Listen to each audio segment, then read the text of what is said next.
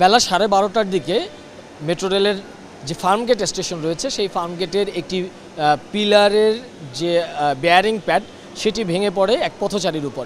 এরপরেই প্রায় 2.5 ঘন্টা বন্ধ থাকে মেট্রো রেল চলাচল। আমরা বিভিন্ন মানুষদের কাছে জানবার চেষ্টা করব যারা মেট্রোতে যাতায়াত করে, তারা আসলে এই যে মেট্রো বন্ধ রয়েছে সে কারণে আসলে তাদের কতটা ভোগান্তিতে পোহাতে হয়েছে সেই বিষয়গুলো তাদের কাছ থেকে জানবার চেষ্টা করব। বিশাল একটা হ্যাসেলের মধ্যে পড়ে গেছি, কারণ আমার অফিস মিরপুর 11 নম্বরে, বাসায় জায়গায় যদি ট্রেনের টাইমিংটা যদি নষ্ট হয়ে যায় তাহলে আমাদের অফিসে একদম বিরাট একটা লস হবে। আচ্ছা, আমার যাওয়ার কথা ছিল হচ্ছে কারণ বাজার থেকে আমি মিরপুর 11তে যাওয়ার কথা ছিল আর কি। এখন আমাকে হচ্ছে সিএনজি নিয়ে অনেক কষ্ট করে আগারগাঁও আসতে হলো। এখন আগারগাঁও থেকে যাচ্ছি।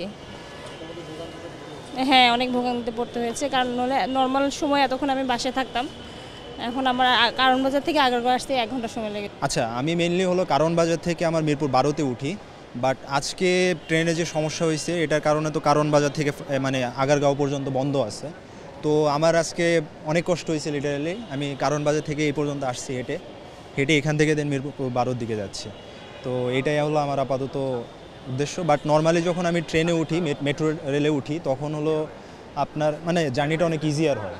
আমি যেমন কারণ বাজার পর্যন্ত যাই 15 মিনিটের মধ্যে, তো এটা আমার জন্য অনেক সুবিধাজনক। বাট আজকে এই দুর্ঘটনার কারণে আমার অনেক ঝামেলা হচ্ছে। না, তো সংখ্যা বোধ করি না, ট্রেনের সংখ্যা তো নাই, সংখ্যা তো নিচে। ওইটা কেয়ারফুল হলে, বিশেষ করে যেখানে কার পাচ্ছে ওই জায়গাতে ডিসপ্লেসমেন্ট হওয়ার সম্ভাবনা বেশি, ওইটাই খেয়াল করা উচিত। কারণ যখন কার্ভে যাচ্ছে এটা প্রেশার পড়তেছে তখনই এটা সরে যাচ্ছে।